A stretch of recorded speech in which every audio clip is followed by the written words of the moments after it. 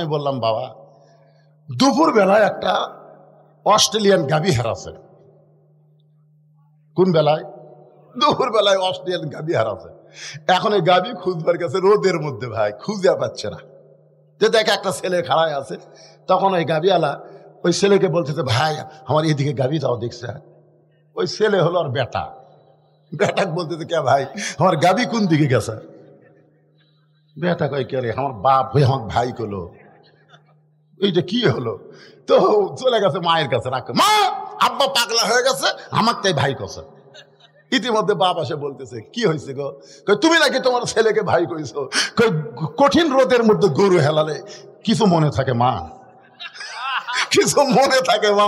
একটা গরু হারানোর পরে বেটাক ভাই কয় বক মা কয়, আর অন্যায় ভাবে 15.5 বছর যেই ক্ষমতার চেয়ারে বসে আছিল সেই ক্ষমতা হারালে কত বড় পাগলি হচ্ছে চিন্তা করা দরকার। কথা ঠিক না? ওই কখন যে কাক কি কবি ভাই। মোদির বহু নাই আরামে উঠি থাক, জোরে কোন কথা ঠিক কিনা? আমাকে দেশে কোনো জ্ঞান দান করিস না, কারণ 900 বছর আগে লক্ষণ সের পল আছে আর হাসিনা পল আছে। পলার ক্ষমতায় তাকে জনগণ আর কোনোদিনও দেখবে না। জোরে কোন কথা ঠিক কিনা? বসে আছো দাদার বাড়ি, আল্লাহর ওলি বলেছে গাছের গোড়াতে এমন ঝাঁকুনি বাড়বে দিল্লির মামু বাড়ি গিয়ে পড়বা। জোরে কোন কথা ঠিক কিনা? আপনার বলেন তো এ পর্যন্ত আল্লামা সাইদি হুজুরের প্রত্যেকটি কথায় 100 ভাগ ফলে গেছে। জোরে কোন কথা ঠিক কিনা? আজকে শুধু সাইদি হুজুর আছে, 100 বছর বাংলার মানুষ ইমাম আজম হানিফার মতন তাকে মূল্যায়ন করবে। জোরে কোন কথা ঠিক কিনা? 15 বছর জেলখানায় বন্দি থেকে 13 বছর জেলখানায় বন্দি রেখে হাসপাতালে হত্যা করা হয়েছে। আবু হানিফাকেও জেলখানায় বন্দি রেখে 20 পানে হত্যা করা হয়েছে। জোরে কোন কথা ঠিক কিনা? আল্লাহর বান্দার একটু মনোযোগ দিবেন। ফাযকুরুনি আযকুরুকুম ওয়াশকুরুলি ওয়ালা তাকফুরুন।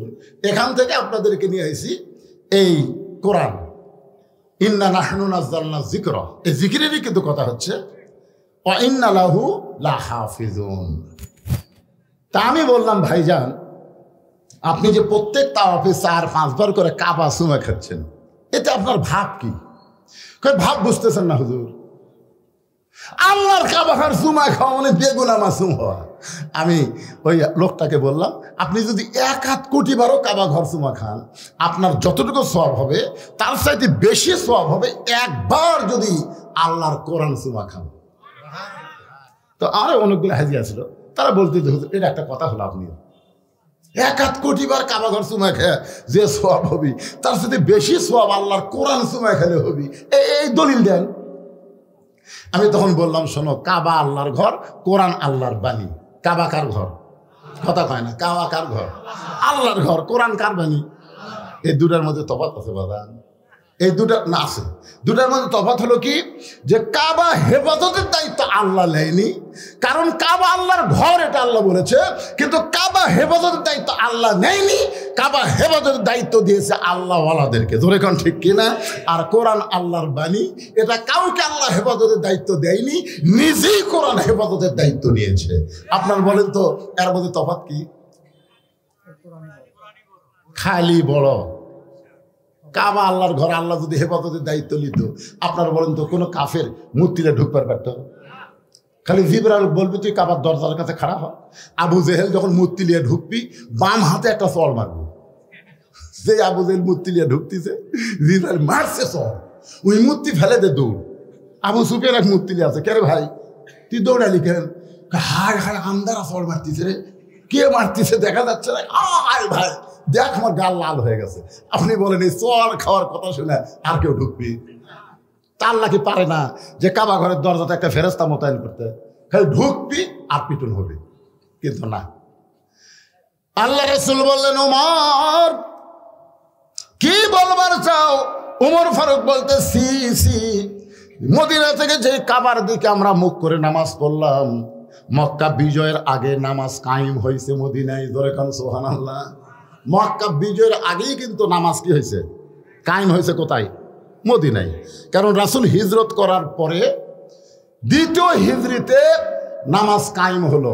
নবী মদিনার যায় খালি নবীগিরি করে নাই, নবীকে আল্লাহ মদিনার রাষ্ট্রপতি বানাইছিল, দরিকান সুবহানাল্লাহ। আর নবী যখন রাষ্ট্রপতি হলেন তখন আল্লাহ তাআলা নবীকে জানাই দিলেন, আল্লাযীনা ইম্মাক্কান্নাহুম ফিল আরদ, মুসলমানের মধ্যে কাউকে যখন ক্ষমতা দেওয়া হবে তার 1 নম্বর কাজ হচ্ছে আকামুস সালাত, 1 নম্বর কাজ হচ্ছে নামাজ কায়েম করা, 2 নম্বর কাজ হলো আতাউজ যাকাত, যাকাত ভিত্তিক অর্থনীতি চালু করা। জোরে কোন কথা ঠিক কিনা? আরো 2টা কাজ আছে বলতেছি। তো ব্যাপার হলো, তাহলে নামাজ কায়েম হয়েছে হিজরি কত সালে? 2য় সালে। জোরে কোন কত সালে? মক্কা থেকে মদিনা যাওয়ার 2 বছর পরে নামাজ কায়েম হয়েছে, আর মক্কা বিজয় হয়েছে হিজরি 8ম সালে। তাহলে এই যে 6টা বছর হলে আমরা কাবা ঘরের দিকে নামাজ পড়তেছি, কাবা ঘরের মধ্যে কাফের এখানে মূর্তি, আমাকে নামাজ কি হসে হুজুর? উমর ফারুক বলতেছে। জোরে কে? আল্লাহ রাসূল বলেন, ওমর, কাবা আল্লাহর ঘর, কিন্তু আল্লাহ হেফাজতের দায়িত্ব নেয় নাই। আল্লাহওয়ালা মানুষ যখন কাবার পাশে থাকবে তখন কাবা হেফাজত হবে। আপনাকে পুরাতন মসজিদ, এই মসজিদ হেফাজতের দায়িত্ব আল্লাহ নেবে না, কিন্তু মসজিদ আল্লাহর ঘর, হেফাজতের দায়িত্ব আপনাদেরকে নেওয়া লাগবে। জোরে কোন কথা ঠিক কিনা? অনেক মসজিদের মধ্যে ঢুকা দেখি টাইস করছে, সেই সুন্দর টাইস, কিন্তু এটা লোক দিয়া কিরে ধুলে একেবারে টাইলসের উপর ধুলে একেবারে। মুয়াজ্জিন সাহেব, আপনি মসজিদ ঝাড় দেন না? না হুজুর। তা আল্লাহর ঘর ঝাড় দেন না, কারণ কি? আজান দিয়ে আকামত দিয়ে কেউ আসে না, কেউ যদি না আসে কোন অযথা ঝাড় দিয়ে লাভ আছে? আপনি খালি তাকা দেখেন আমার জায়গা, আমার জায়গায় তাকা দেখেন, গামছার 2 বাড়ি বাড়ি জায়গা পরিষ্কার করি, আল্লাহ আকবার নামাজ পড়ি, একজন আসে না, খামাকা ঝাড় দেবো কেন? তার মানে বোঝা গেল মসজিদের আশেপাশে যদি মুসল্লি না থাকে মসজিদের উন্নয়ন হয় না। মসজিদের উন্নয়ন হলো মুসল্লি কালেকশন। ধরে কোন কথা ঠিক কিনা? একটু মনোযোগ দিয়ে শুনবেন। এই কোরআন আল্লাহ নিজেই হেফাজতের দায়িত্ব নিয়েছে। নির্ভুল কোরআন আল্লাহ আমাদেরকে হেদায়েত স্বরূপ দান করেছেন। আল্লাহ বলেছেন, জালিকাল কিতাবু লা রাইবা ফি হুদাল লিল মুত্তাকিন। এই কিতাবের মধ্যে কোনো সন্দেহ নাই, এই কিতাব মুত্তাকিদেরকে হেদায়েত দিবে। যারা আমরা মুত্তাকি হব, কোরআন থেকে যদি হেদায়েত নিবার চাই তাহলে কোরআনকে জিকির হিসাবে গ্রহণ করা লাগবে। এই জিকিরটা কি? আমার হুজুর বললেন, হুজুর এখানে একটা হাফেজি মাদ্রাসা করা হয়েছে, এই মাদ্রাসার কথা বলবেন। মাদ্রাসার কথা বলা লাগবে না। কোরআন শিক্ষা করা যদি ফরজে আইন হয়, প্রত্যেকটা মুসলমানকে যদি কোরআন শিখতেই হয়, তাহলে মাদ্রাসার গুরুত্ব এমনি দিবে। ধরে কোন ঠিক কিনা? এখন আপনাদের কাছে আমার প্রশ্ন হলো, এই কোরআন শিক্ষা করা কেন ফরজ? কেন আল্লাহ বললেন, ইন্নামাল মুমিনুনা আল্লাযীনা ইযা যুকিরাল্লাহু ওয়াজিলাত কুলুবুহুম। এখানেও কিন্তু যুকির আল্লাহ আছে, যুকির আল্লাহ আছে না? মানে আল্লাহর জিকির। ইন্নামাল মুমিনুনা আল্লাযীনা ইযা যুকিরাল্লাহু ওয়াজিলাত কুলুবুহুম ওয়া ইযা তুলিয়াত আলাইহিম আয়াতুহু জাদাতুহুম ঈমানা ওয়া আলা রাব্বিহিম ইয়াতাওয়াক্কালুন। আল্লাহু আকবার। কি বুঝতেছেন? কোরআন তেলাওয়াত শুনলে মানুষের ঈমান বাড়ে না কমে? এখানে আল্লাহ এই আয়াতের মধ্যেই তো আমি বললাম, ওয়াইজা তুলিয়াত আলাইহিম আয়াতুহু জাদাতুহুম ঈমানান। কোরআন তেলাওয়াতে মানুষের ঈমান বাড়ে, আর ঈমান বাড়ার লক্ষণ চুপ থাকে না। আল্লাহু আকবার বলে ঈমানের বড়ত্বের প্রকাশ করা। ধরে কোন কথা ঠিক কি না? লিল্লাহি তাকবীর। এখন আপনাদের কাছে আমার প্রশ্ন হলো, এই জিকির সম্পর্কে আলোচনা করতে গিয়ে যে কোরআন এমন একটা জিকির যার হেফাজতের দায়িত্ব কার হাতে?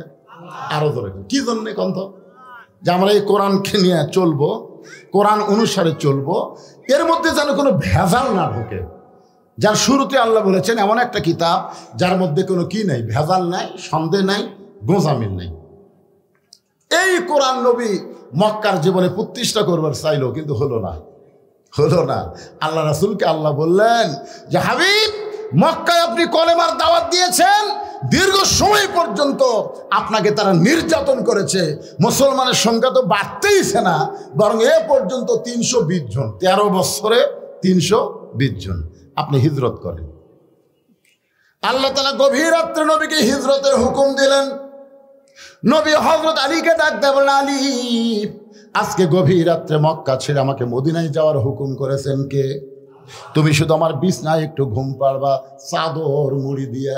আলী বলতেছি, ইয়া রাসূলুল্লাহ, আপনি হিজরত করবেন আর আমি বিছনাত ঘুম পাড়বো, বলেন তো এর মধ্যে হিকমত কি? রাসূল বলতেছে, তাকায় দেখো। হিকমত হলো তাকায় দেখো। আলী তাকায় দেখে মক্কার 37টা নেতা। কতগুলো নেতা? 37 জন নেতা লাঠি সোটা বর্ষা নিয়ে নবীর বাড়ির চারিধার দাঁড়া আছে। তার মানে কি বুঝলেন? নবীকে আল্লাহ হিজরত করবার কয়া ওই নেতা করক আবার বলিছে, তোরা লাঠি লে দাঁড়া থাক, জাগা মতো পিটন দিব তোর। এখন কথা ঠিক কিনা? আলী বলতে, হুজুর এতদিন মনে করতাম আল্লাহ আপনার পক্ষে আছে, কিন্তু আজকে দেখে বুঝতেছি যা কিছু তা আল্লাহ করতেছে। আপনাকে আল্লাহ হিজরতের হুকুম দিল আর এরা লাঠি সোটা নিয়ে দাঁড়ায় থাকলো, কারণ কি? যেদিন এরা আপনার বাড়ি ঘেরাও করেনি সেই দিন আল্লাহ হিজরতের হুকুম দিলেই তো পারত। আজকে সবাই যখন লাঠি সোটা নিয়ে দাঁড়ায় আছে আর এই সময় আপনাকে মক্কা ছেড়ে মদিনার যাওয়ার হুকুম দিল, আমার মনে হয় আল্লাহ নবী বলেন, আলী, তোমাকে যেইটা হুকুম দিলাম তুমি সেইটাই করো। আমার বিছনায় চাদর মুড়ি দিয়ে তুমি ঘুমায়া যাও, খবরদার চেতন থাকবা না, তুমি ঘুমায়া যাও। নবীর কথা মতো হযরত আলী চাদর মুড়ি দিয়ে বিছনায় ঘুমায় গেলেন। কিছুক্ষণ পরে নবী আবার আসে চাদর টান দিয়ে দেখি তো চেতন থেকে কি ঘুমের ভান করতেছে নাকি। চাদর টান দিয়ে দেখে হযরত আলী অঘোর নিদ্রায় শায়িত। জোরে কর সুবহানাল্লাহ। কারণ রাসূল বলেছেন ঘুমায়া যাও।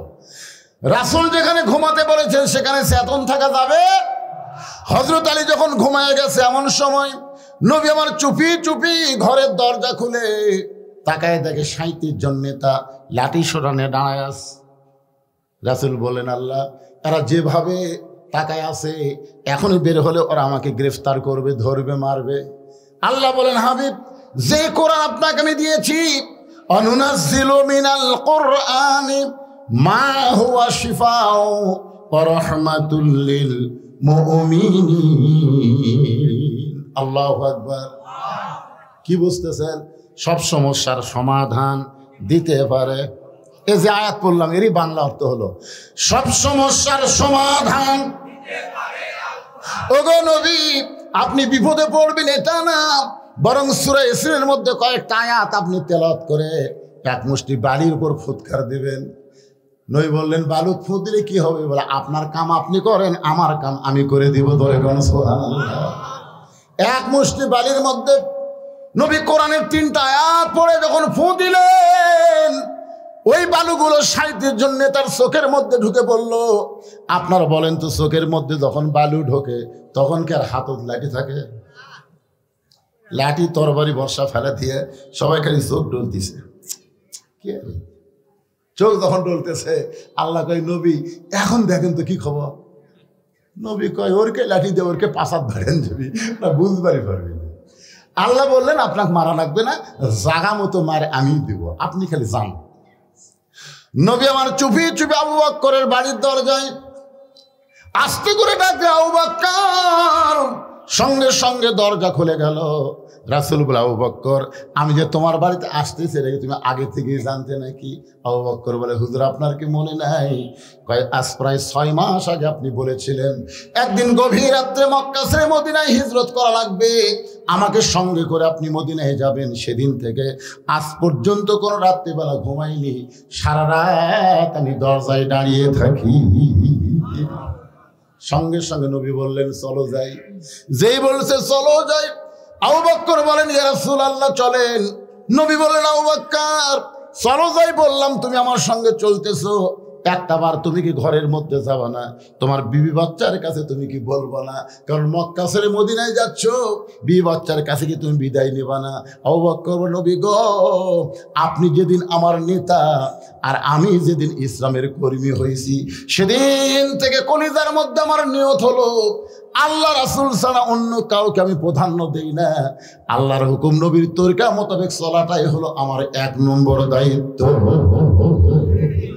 নিজের বিবি বাচ্চার কাছে না বলে নবীর সঙ্গে চলতেছেন। মক্কা থেকে মদিনার উত্তর দিকে আর আল্লাহ নবী আবু বকরকে নিয়ে যায় পূর্ব দিকে। আবু বকর বলে, হুজুর আপনি কি মদিনার রাস্তা ভুলে গেছেন নাকি? মদিনা হলো মক্কা থেকে উত্তর দিকে, কিন্তু আমরা যাচ্ছি পূর্ব দিকে। রাসূল বলে, আবু বকর আমি রাস্তা ভুলি নাই, এই পূর্ব দিকে যাওয়াটাই হলো আল্লাহর হুকুম। আবু বকর বলে, রাসূলুল্লাহ উত্তর দিকে মদিনা না যায় পূর্ব দিকে যাওয়া আল্লাহর হুকুম কেন? রাসূল বলে, আবু বকর ওই যে একটা পাহাড় দেখতেছো? বলে, হ্যাঁ, ওই পাহাড়ের উপরে আমাদের দুইজনকে উঠতে হবে। ওই পাহাড়ের ভিতরে একটা গর্ত আছে, এই গর্তের মধ্যে আমাদেরকে আত্মগোপন করা লাগবে। আবু বকর বলে, রাসূলুল্লাহ আল্লাহর হুকুমেই যদি মদিনায় হিজরত করা লাগে তাহলে আত্মগোপন করবেন কার ভয়ে? হুজুর আত্মগোপন করবেন কার ভয়ে? আল্লাহ রাসূল আবু বকর আল্লাহর হুকুমে আমাদেরকে আত্মগোপন করা লাগবে। আল্লাহর হুকুমে হিজরত করাও যেমন ফরজ, আল্লাহর হুকুমে আত্মগোপন করাও হলো তেমন ফরজ। আমাকে একজন বলতেছে, হুজুর আইদুল হক জিহাদি আগে আমরা দেখতে ওয়াজ শুনবার গেলে দেখি ওয়াজত আসে চোরের মতন, মানে কোন দিক দিয়ে টেজে উঠলো আমরা বুঝতে পারি না। আবার যখন ওয়াজ শেষ হয় তখন বাতি লিবে চলে যায়। এটা কারণ কি হুজুর? কারণ হলো গারে সুর, কারণ হলো গারে সুর। এরই নাম হলো হিকমত। জোরে কোন সুবহানাল্লাহ। উত্তর দিকে না যায় পূর্ব দিকে যায়, পাহাড়ের গুহার মধ্যে লুকে আছে। আবু জেহেলের ভয়ে, কাফেরের ভয়ে না আল্লাহর হুকুমে? আল্লাহর হুকুম। আমরা 15.5 বছর লুকালুকি করছি কার হুকুমে? এই নবীর সুন্নত অনুযায়ী। লুকালুকি না করলে আজকে ইসলামী আন্দোলন এত বড় পজিশনে যাইতো। আজকে সমস্ত দল ইসলামী আন্দোলনকে চিন্তা করতেছে, না জানে আগামীতে কি হয়। আমরা তো পুরোপুরি একটা আভাসই দিয়ে দিচ্ছি, সব দেখা শেষ, আগামীতে দেখবো আল্লাহর কোরআনের বাংলাদেশ। এরা কি এমনি এমনি করছি? গোটা বাংলাদেশ ওয়াজ করতে গিয়ে বুঝতে পারতেছি ভাইজান, আমরা নাঙ্গল দিয়ে চাষ করছি কিংবা আমরা এই পাওয়ার টিলার দিয়ে চাষ করি, তা নাঙ্গলই করি। যখন এক মার্কা নাঙ্গল দিয়ে চাষ করছি, ধান কাটে নৌকাত করে আমরা নদীর ওই পারে নিয়ে যাচ্ছি মাপার জন্য। কি দিয়া মাপতেন এখন আপনি চিন্তা করবেন। জনগণ কথা ঠিক কিনা? সব দেখা শেষ, আগামীতে দেখবো এই 92 মুসলমানে আল্লাহর কোরআনের বাংলাদেশ। কারা কারা দেখতে রাজি? 2 হাত তুলে আল্লাহকে দেখান। লিল্লাহি তাকবীর। সব তো দেখলেন ভাইজান, কোরআনটা কেমন খালি শুনলে হবে না, এটা বাস্তবে দেখা লাগবে। জোরে কোন কথা ঠিক কিনা? একটু মনোযোগ দিয়ে শুনবেন। সকাল হয়ে গেছে। আবু জেহেল বলতেছে, যে পাহারা দিছি পলাবে কোন দিক দিয়ে? আমাকে পাহারা বুঝতেছে না, সেই রকম পাহারা, পলাবে কোন দিক দিয়ে?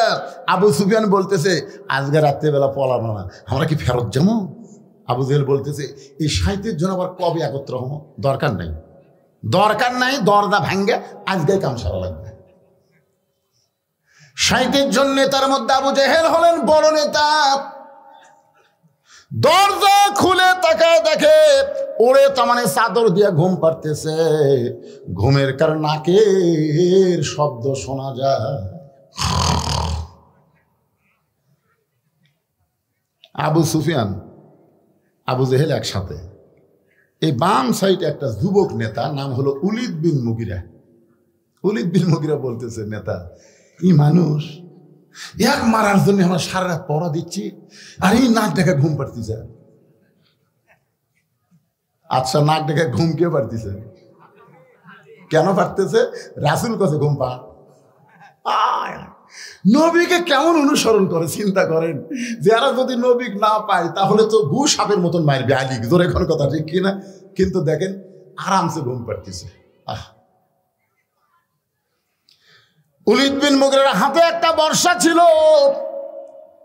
চাদরের মধ্যে আল্লাহর নবী মনে করে ওই বর্শা যখন মারতে চায়, আবু জেহেল বলতেছে, ঘুমন্ত মানুষকে মারা জায়েজ নাই। বড় নেতা ফতুয়া মারছে, ঘুমন্ত মানুষও মারা জায়েজ নাই রে। এতজন মানুষ মিলে তাকে হত্যা করে বেড়াইছি, ঘুমের মানুষও মারা লাগবি, অচেতন করে তারপর মারবো। উলিদ বিন মুগিরা বলে, নেতা আমার আর তোর সয় না, সারা রাত যাকে মারার জন্য পাহারা দিলাম আর সেই বেটা আরামে ঘুম পাড়তেছে। আপনার সব নেতৃত্ব সব সময় মারা যায় না, দেখবেন অনেক সময় চামচারা নেতা ছাড়া কাম করে। ধরে কোন কথা ঠিক কি না? এই বলে ওলীদ বিন মুগীরা যখন বর্ষাটা মারতে চায় এমন সময় আবু জেহেল খস করে ধরছে। কেন তোকে আমি নিষেধ করি, তারপরে তুই বর্ষা মারিস? আপনার সব কথা মানা যাবে না তো, বুঝতেছেন না? সারা চেতন থেকে চোখ লাল হয়ে গেছে আর এই বেটা লাখ ডেকে ঘুম পাড়তেছে। আবু জেহেল বলতেছে, ওলীদ তুই আমার কর্মী, আমি তোর নেতা। সোনালো বলেন না কেন?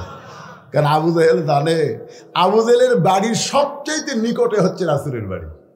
আবু জেহেল জানে এই জায়গায় যদি নবীকে রক্তাক্ত করি তাহলে আল্লাহর গজব এসে ওলীদ বিন মুগীরার বাড়ি তো অনেক দূর, অর্ধের গজব না যে আগে হামাক ধরবে। কারণ আবু জেহেল তলে তলে আমাদের নবী যে আল্লাহর নবী এটা বিশ্বাস করে, কিন্তু মানে না। কারণ মানলেই তার ভুয়া নেতৃত্ব চলবে না। আজও পর্যন্ত বাংলাদেশের সব নেতারা জানে আলেমরাই হলো শ্রেষ্ঠ নেতা। ধরে কোন কথা ঠিক না? বিশ্বাস যদি না করেন মসজিদের মধ্যে যান, আপনাকে সিরাজ কন আর যাই কন, যত নেতা আছে এরা কোনোদিন সামনে যাওয়ার পারবি? কথা কন না ভাই, পারবি? দবির পারবি না? এটি আর ডাইরেক্ট দিচ্ছে না, এটা ওটা অ্যাঙ্গেলে দিচ্ছে। যেই নেতা পিছনে থেকে সামনে যাওয়ার পারবে না ওরে নেতা বানান যাবে না। জোরে কোন কথা ঠিক কিনা? বুঝবার পারেন না, পরে বুঝবেন। আল্লাহর বান্দার একটু মনোযোগ দেবেন। ইন্নামা ইয়াখশাল্লাহ মিন ইবাদিহিল উলামা।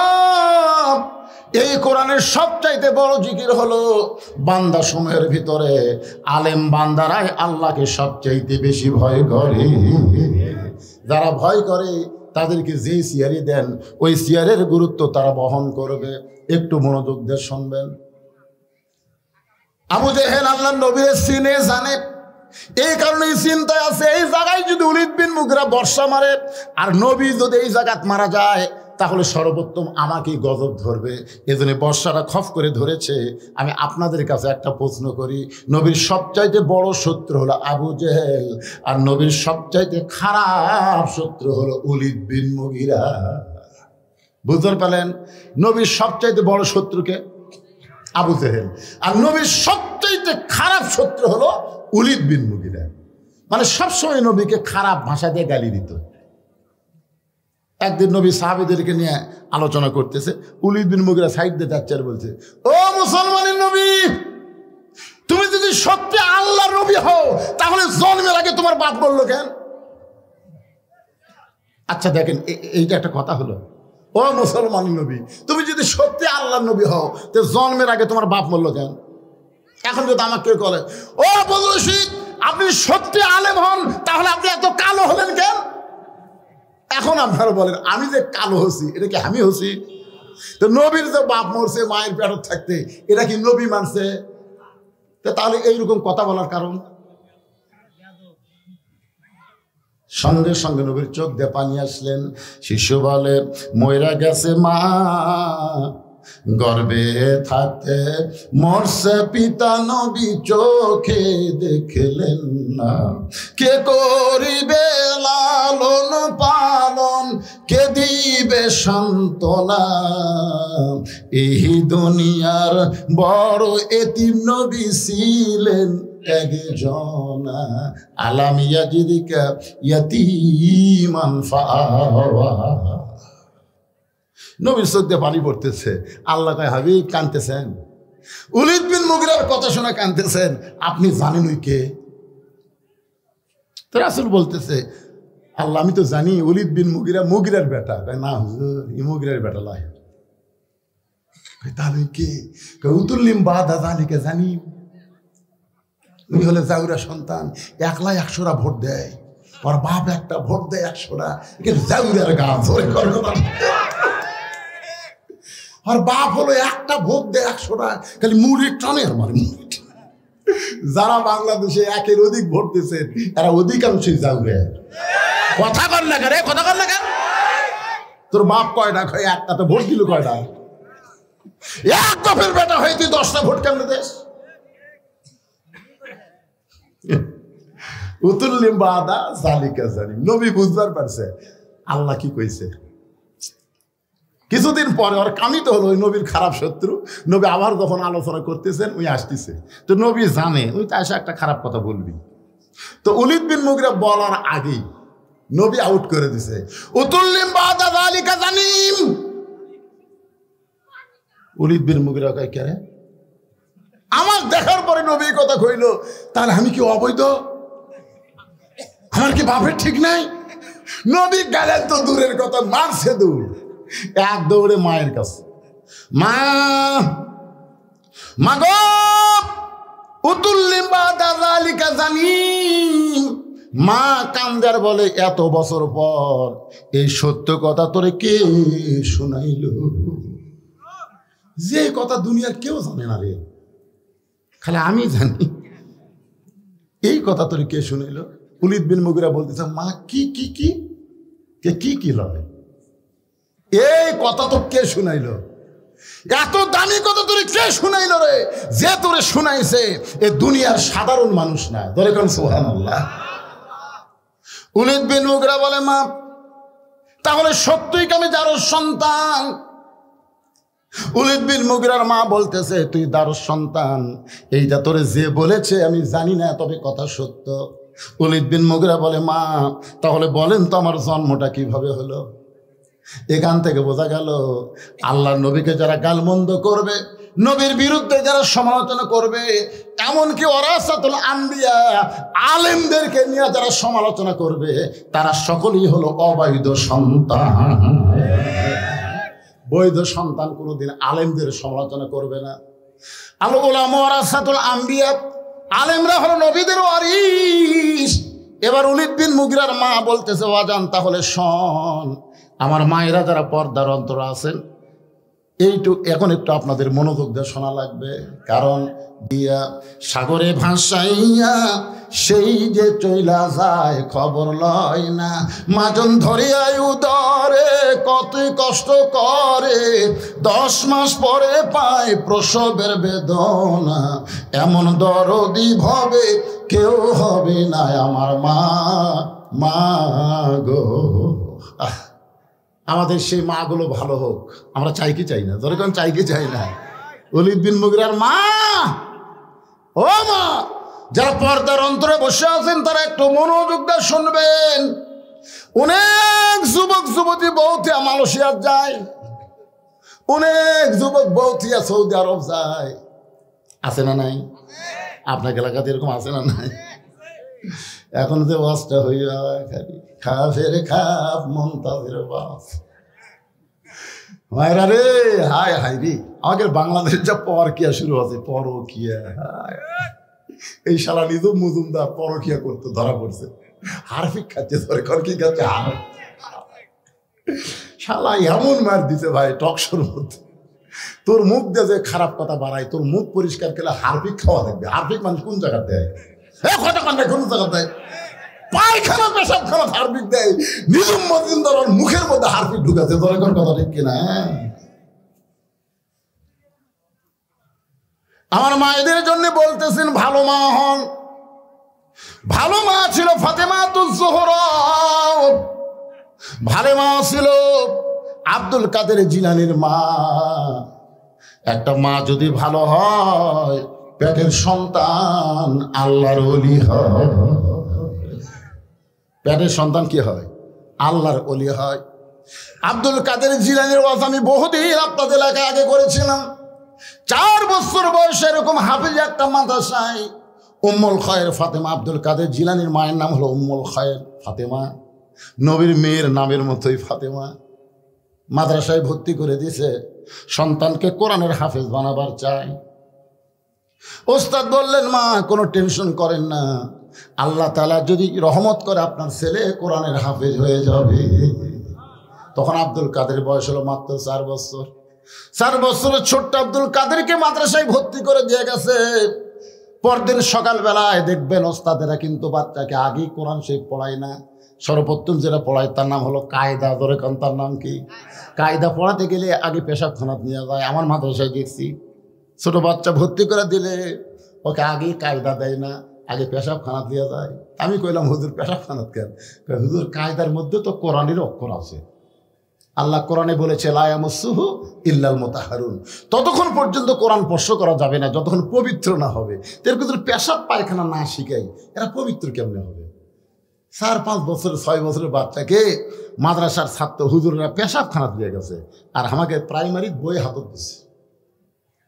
আগডম বাগডম ঘোড়াডম সাজে ঢাক ধরলো, ঝাঁঝর বাজে ভাসতে ভাসতে চললো ঢুলি গেল কমলা ফুলির টিয়াটা সূর্য মামার বিয়াটা। কেরা শুয়ে বলা খাড়া হয়ে পেশাব করে। আমি বললাম কেরে বেটা বসে থাকা কর, কেমনে পেশাব করা লাগে তোর স্যার শিখাইনি? তখন মুসকি হাঁচাকে সাজে কি কয়, প্রাইমারি পেশাবখানা যায় দিকে আমার স্যারই খাড়া হয়ে পেশাব করে। মানে যে শিক্ষা দিচ্ছে ওই শিক্ষাতে আবার পানি নেওয়া লাগবি, খাড়া হয়ে মারবি। এখন কায়দা ধরার আগে তাকে ওযু করা শিখায়। কি হুজুর কথা ঠিক আছে? পেশাব করান পায়খানা করেন কেমনে পরিষ্কার হবে এইটা শিখানোর পরে তারপরে বলে আলিফ বা তা সা। আব্দুল কাদের জিলানীকে যখন বলেছেন আলিফ, সঙ্গে সঙ্গে লাম মিম যালিকাল কিতাবু লা রাইবা ফিহি হুদাল লিল মুত্তাকিন আল্লাযীনা ইউমিনুনা বিল গায়বি ওয়া ইউকিমুনাস সালাত ওয়া মিম্মা রাযাকনাহুম ইউনফিকুন। ওস্তাদ মারছে দৌড়। কে আলিফ বলার পরে বা তা, ওই আলিফ শুনাই লাম মিম করে শুরু করলো, আর যে হারে ঝুঁকতেছে আর মারতেছে। খালি কোরআনের কিন্তু একটা ঝুঁক আছে না নাই? অজিলাত কুলুবহুম, তার অন্তরের মধ্যে কোরআনের বাণী এমন ভাবে তলপড়ানি সৃষ্টি করে যার কারণে প্রত্যেকটা মাদ্রাসায় গিয়ে দেখবেন বাচ্চারা কোরআন পড়তেছে এরকম ঝুঁকতেছে। এটা হলো কোরআনের মুজিজা। জোরে কর সুবহানাল্লাহ। আব্দুল কাদের ছোট্ট বাচ্চা কোরআন পড়তেছে আর ঝুঁকতেছে। এমন সময় ওস্তাদ মারছে দৌড়। অনেক ছাত্র বলে হুজুর দৌড়ান কেন? বলে একলা পারতেছে না, ভয় লাগে। মানুষের বাচ্চা না, মনে হয় পেতনির বাচ্চা। সমস্ত শিক্ষক ছাত্র ঘিরে ধরেছে, আর 4 বছর আব্দুল কাদের জিলানী খালি পড়ে যাচ্ছে। এক হুজুর কোরআন শরীফ হাতে নিয়ে এরকম আব্দুল কাদের পড়ার দিকে খেয়াল করে আয়াত বের করে ধরতেছে। বাজান করে একটা আয়াত পর্যন্ত বাদ দেয় না। যেই মাত্র 18 পারা কোরআন তেলাওয়াত শেষ হয়ে গেল, এমন সময় আব্দুল কাদের অটোমেটিক ব্রেক হয়ে গেছে। সমস্ত ওস্তাদ বলতেছে আর কেন পারতেছে না, আর কেন পারতেছে না। একজন ওস্তাদ বলে জানবার যদি চাও তাহলে আব্দুল কাদেরের মায়ের কাছে যাও। জানবার যদি চাও বাপের কাছে যাও। কথা কন না কেন? বাপের কাছে। ওলীদ বিন মুগীরা কার কাছে গেছে? মায়ের কাছে। আকাই হুজুর সারা বছর আমার খিদা লাগে না, কিন্তু রোজার ফাঁদ উঠলে খালি খিদা লাগে হুজুর। আমার এত খিদে রমজান মাসে কেন? তা আমি বললাম তোর এত খিদে কেন? তুই মায়ের কাছে যা। হুজুর মায়ের কাছে আর যাস না কেন? মা কি বাঁচে আছে? আছে, যা মায়ের কাছে। ওই মায়ের কাছে বলতেছে মা 11 মাস আমার খিদা কম, কিন্তু রোজার মাসে এত খিদা খেন। তখন মা বলতেছে তোর দাদি এই সর্বনাশ করছে, তোর দাদি। তুই যখন আমার পেটত আসলি রোজার মাসে তোর দাদি বলছে বৌমা খবরদার রোজা থাকো না, রোজা থাকলে পেটের বাচ্চা শুকা যাবে। খালি তুই কি তাজা থাকার জন্যে রোজার মাসে আমি খাসি রে, আমিও খাসি তুইও খাসি। এই যে রোজার মাসে তোর খাওয়া শুরু হচ্ছে, বেড়ে এসে তুই আর না খায় থাকতে পারতেছিস না। একটা মা যদি ভালো হয়, এই জন্য খ্রিস্টান নেপোলিয়ান বলেছে ভালো একটা সন্তান চাইলে ভালো একটা মায়ের দরকার। ধরে কোন কথা ঠিক কিনা? মায়ের কাছে যা। আব্দুল কাদেরকে কান্দে করে মায়ের বাড়ির দরজায়, মা জানলা দিয়ে তাকায় দেখে গতকাল আব্দুল কাদেরকে ভর্তি করে দিছে মাদ্রাসায়, আজকেই ফেরত নিয়ে আইছে। মা কান্দের বলে হুজুর আমার আব্দুল কাদেরের অপরাধ কি? কি অপরাধে তাকে ফেরত দিয়ে বেড়াইছেন? ওস্তাদ বলতেছে মা আব্দুল কাদের অপরাধ হলো একটাই, আলিফ বলার পরে বা বলে না। একটানে 18 পারা কোরআন আমাদের কেমনে শোনাই? মা কান্দের বলে হুজুর আমার আব্দুল কাদের কেমনে কোরআন শোনাইলো আমি মা হইয়াও বলতে পারবো না। ওস্তাদ বলে মা গোপন করো না, সত্যি করে বলো তো খবর কি? মা কান্দের বলে সত্য কথা হলো আমি হলাম 18 পারা কোরআনের হাফেজা। এই আব্দুল কাদের যখন পেটে ছিল, আল্লাহ তাআলা আব্দুল কাদেরের কারণে সন্তান পেটে আসার কারণে মায়ের মাসিক ব্যারাম বন্ধ করে দিল। যে মায়েরা পেটে বাচ্চা আসে সাথে সাথে তাদের কি হয়? মাসিক ব্যারাম বন্ধ হয়ে যায়। কারণ কি বন্ধ? কারণ হলো প্রতি মাসে 3 দিন 5 দিন মায়েরা মন চাইলেও ইবাদত করতে পারবে না। কেন পারবে না? এই মাসিক শুরু হলে মেয়েদের নামাজ পড়া যাবে না, কোরআন পড়া যাবে না, তারপরে রোজা রাখা যাবে না। কিন্তু পেটে বাচ্চা আসার সাথে সাথে আল্লাহ মাসিক ব্যারাম বন্ধ করার কারণ হলো বাচ্চা থাকা অবস্থায় মায়ের ইবাদতের যেন কোনো কমতি না হয়, কারণ মায়ের ইবাদতের সাথে পেটের বাচ্চার আল্লাহ সম্পর্ক করে দেয়। পেটে বাচ্চা নিয়ে মা রুকুর থেকে সেজদাত গেছে, পেটের বাচ্চা বড় আছে 7 মাস, 7 মাসের বাচ্চা পেট বুঝতেছে না, পেট উঁচে হয়ে গেছে, তারপরে রুকুতে সেজদাত গেছে, একটা বাচ্চা পেটের মধ্যে ঠাসি খাচ্ছে। রুকুতে সেজদাত গেলে কি হয়? ফেরেশতারা বলতেছে আল্লাহ কি কষ্ট করে মা নামাজ পড়তেছে, পেটের বাচ্চার মনে কষ্ট হচ্ছে। আল্লাহ কয় ফেরেশতা সাক্ষী থাক, সাক্ষী থাক, যেই মা পেটে বাচ্চা নিয়ে কষ্ট করে রুকুর থেকে সেজদাত যায়, ও মা শুধু নিজে নামাজ পড়ে না, পেটের বাচ্চাকেও নামাজি বানায় দিচ্ছে। ধরে কান সুবহানাল্লাহ। কি বুঝতেছেন ভাই? আজকে আমাকে যেগুলো ধরে ওদের খাড়া হয়ে আছে ঘুরতেছে, এগুলা কি এরকে দোষ? এরকে দোষ না তো। ওরা তখন মায়ের পেটে ছিল, মা তখন পেট দিয়ে গোটা পাড়া ঘুরিছে, ওই যে পেটের মধ্যে থেকেই এরকে ঘোরনি ব্যারাম শুরু হয়ে গেছে। ভালো মায়ের বাচ্চা যারা কোরআনের মাহফিলে বসবে তারা, ধরে কোন কথা ঠিক কিনা? আপনি কি খবর স্যার? এইরকম করার আলোচনা বাদ দিয়ে যারা রাস্তা ঘুরতেছে এরকে মা ভালো? কথাটা আমার না, একটু মনোযোগ দিয়ে শুনবেন। ওলীদ বিন মুগীরা মা, সেখান থেকে আমি মায়ের কথা বলতেছি। মায়েরা যদি ভালো হবার চান আপনাদের 1000 আমল করা লাগবে না। 1 নম্বর আমল হলো অকরনা ফি বুয়ুতিকুন্না ওয়ালা তাবাররাজনা তাবাররুজাল জাহিলিয়াতিল উলা। আল্লাহু আকবার। আর মায়েদের জন্য বলতেছি, মায়েরা যারা পর্দার মধ্যে বসে আছেন, মা আপনাদের জন্য আল্লাহ বলেছেন মেয়েরা ঘরের মধ্যে থাকো, ঘরের বাহির হইও না। কোনো প্রয়োজনে যদি ঘরের বাহির হও তাহলে হেজাব নিয়ে পর্দা নিয়ে বের হওয়া লাগবে। জাহেলিদের যুগে মেয়েরা সাজগোজ করে বের হতো, আর বাংলাদেশের মেয়েরা প্রধানমন্ত্রী হয়। এরশাদ চাচার পরে আমাকে আর কোনো শান্তি নেই। এই মেয়ের কবরে আমরা পড়ছিল ভাই। আল্লাহ আল্লাহ, আগামীতে আর যেন বাংলাদেশে কোনো মেয়ে মানুষ প্রধানমন্ত্রী না হয়। কেরে মরদেরা চেতেন না কেন? বারে চেতেন না কেন? আমার কথা না, আমার কথা। আল্লাহ কোরআনে বলেছে আর রিজালু কাওয়ামুনা আলান নিসা, পুরুষরা নারীদের উপরে থাকবে রে। নারী যদি পুরুষের উপরে ওঠে ওয়াজেদ মিয়ার মতন হবে। ওয়াজেদ মিয়া বোঝে?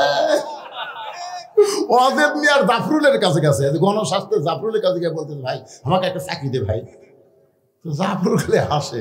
ওয়াজেদ মিয়াকে হাসেন কেন? বলে হাসার কারণ হলো আপনার বউ হলো প্রধানমন্ত্রী আর আপনি আমার কাছে চাকরি চান। ওয়াজেদ মিয়া যে কান্দা কান্দিছে ভাই, যেদিন থেকে প্রধানমন্ত্রী হতে ভাই সেদিন থেকে আমার কলজাতে আগুন ধরে দিছে ভাই। আমার একটা কথাই মানে না, আমার ওর কথা মানা লাগে। আমি একটা চাকরি করবো। চিন্তা করে দেখেন, যে হাসিনা তার স্বামীকে শান্তি দেয়নি, সেই হাসিনা বাংলার জনগণকে কোনোদিন শান্তি দেবার আসেনি। জোরেগণ কথা ঠিক কিনা? ওই বাংলায় আইছে বাংলার মানুষদেরকে হত্যা করতে, প্রতিশোধ নেওয়ার জন্য। জোরেগণ কথা ঠিক কিনা? তাছাড়া কেমনে বলে আমার বাপের দেশ, আমার দেশ, বাপের দেশ, আমার দেশ? প্রধান সেনাপতি কি বলেছে? আমাদেরকে গুলি করার অর্ডার দিচ্ছে, গুলি করা। এই 2000 খালি প্রধান সেনাপতি যদি গুলি করত, লক্ষ লক্ষ বাংলাদেশের ছেলেরা ছাত্র জনতা মারা যেত। তোর এখন ঠিক কিনা? কিন্তু গুলি কেন করেনি? ওই স্বরাষ্ট্রমন্ত্রীর কাছে পুলিশের আইজি বলতেছে স্যার স্যার আপনারা খালি কোন যে গুলি করেন, আমরা তো করতেছি কিন্তু কাম তো হচ্ছে না। তো স্বরাষ্ট্রমন্ত্রী কয় কি হয়েছে? দেখেন দেখেন এই যে গুলি করতেছি, এটি ফাঁকা হতেই ওই পড়া যায় আর একজন খাড়া হয়। গুলিতে মানুষ ভয় করে না। এরা আসলে কি? এরা হচ্ছে তয়রান আবাবিল। কারণ আবু সাইদ মরা শুরু হয়ে গেছে ভাই। আমার যখন রক্ত পড়তেছে আমি তখন জান্নাতের 8টা দরজা দেখতে পাই। মুগ্ধ বলতেছে আমি যখন শেষ নিঃশ্বাস ত্যাগ করি রাসূল আমার কাছে হাউজে কাউসারের পানি নিয়ে এসেছিল। ইয়ামিন বলতেছে ওরা গাড়ি থেকে আমাকে লাথি দিয়ে ফেলে দিয়েছে, আমি জান্নাতের মধ্যে চলে গেছি। ছাত্র জনতা বুঝতে পেরেছে হাসিনার বিরুদ্ধে আন্দোলন না করলে বাংলাদেশের মানুষ শান্তিতে থাকবে না। হকের পক্ষে থাকতে গেলে দরকার হলো জীবন দেওয়া লাগবে। ধরে কোন কথা ঠিক কিনা?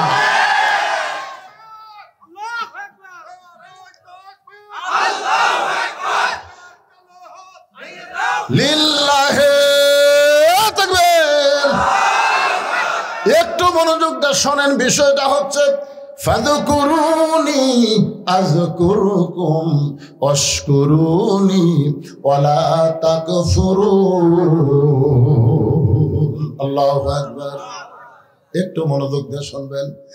আব্দুল কাদেরের মা বলতেছে, আমার সন্তান যখন দুনিয়াতে ভূমিষ্ঠ হলো, ভূমিষ্ঠ হওয়ার পরে আমার সন্তানকে যখন স্তনের দুগ্ধ পান করাতাম, তখন আমি আল্লাহর কোরআন তেলাওয়াত করতাম। আমার সন্তান যখন কান্নাকাটি করত, আমি তখন মনোযোগ দিয়ে শোনা রাখবে।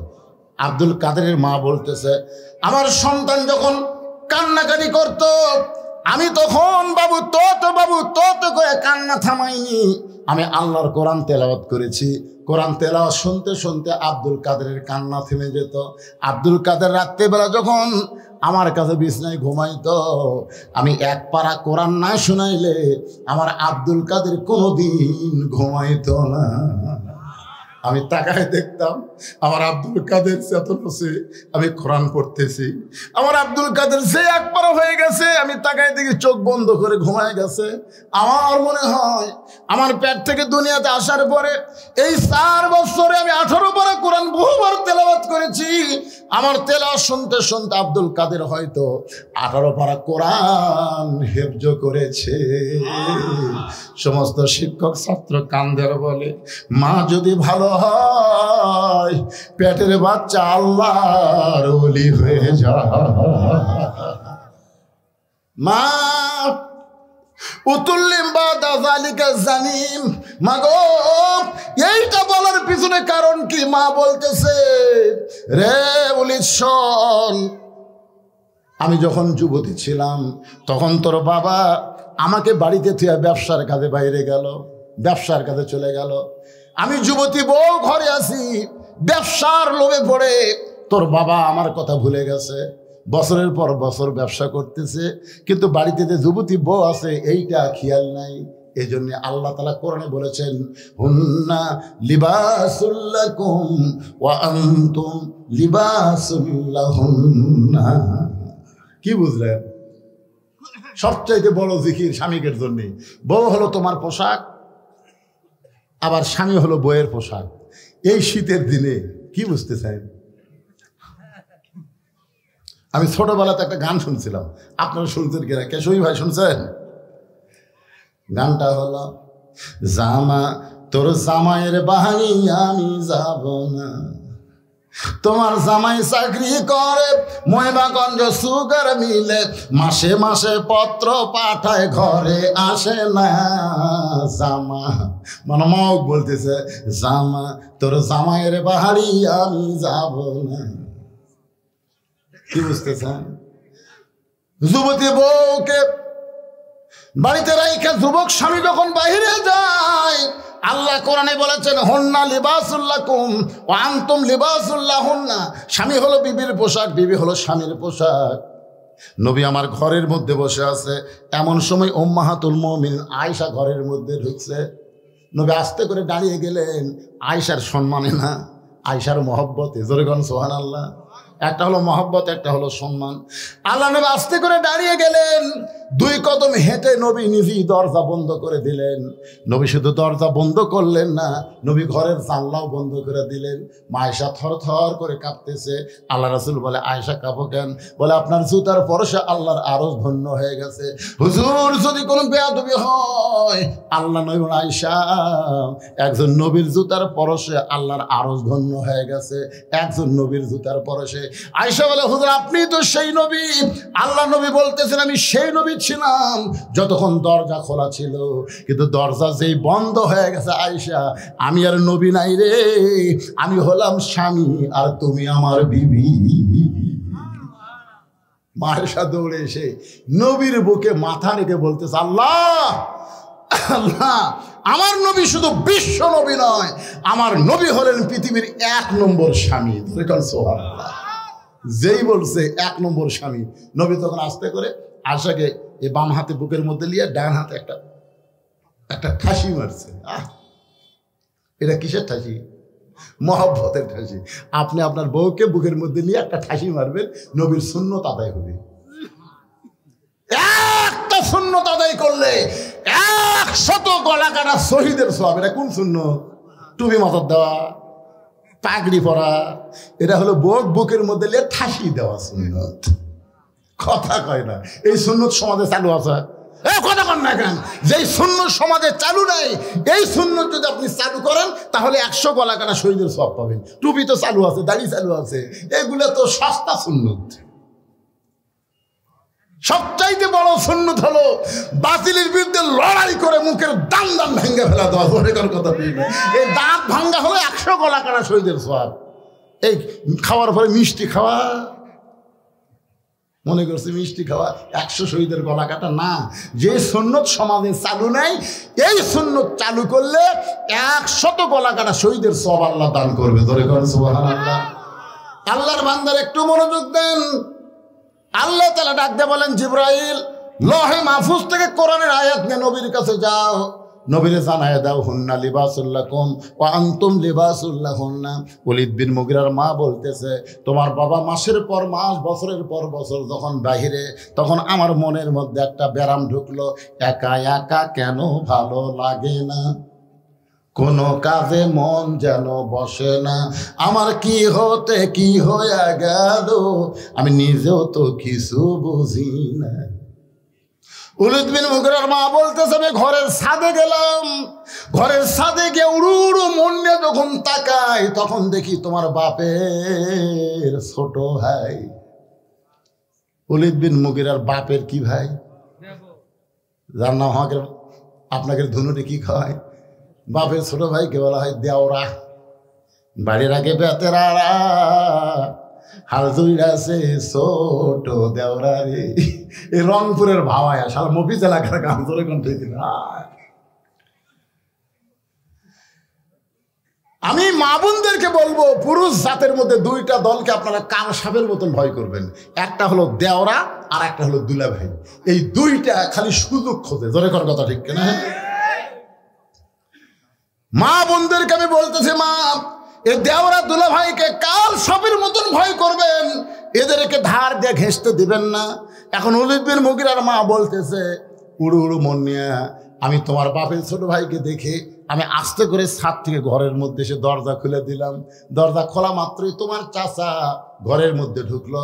আর ঘরের মধ্যে যখন ঢুকলো, আমি তখন এমন কিছু বাহানা করলাম, মেয়ে মানুষ কিন্তু কিছুই করা লাগবে না, খালি অন্যা বাঁধে মধ্যে ফেলা দিবি আর ফেলা দিবি আর গাল। তখনই ছেলেরা বুঝতে পারবি ই আমার মিস কল মারতেছে। তোর কথা কর না, কথা কর না,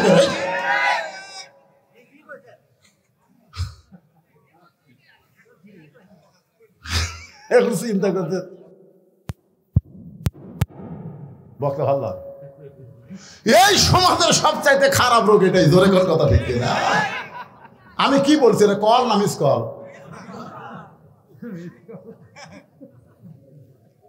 এখন তোমার চাচা বুঝবেন পাই না, আমার সঙ্গে তোমার চাচার মিলন হলো। ওই মিলনের মাধ্যমে তুমি আমার পেটের মধ্যে ঢুকলে, তুমি আসলেই জারদ সন্তান। আবু জেহেল মনে আছে না, ভুলে গেছেন?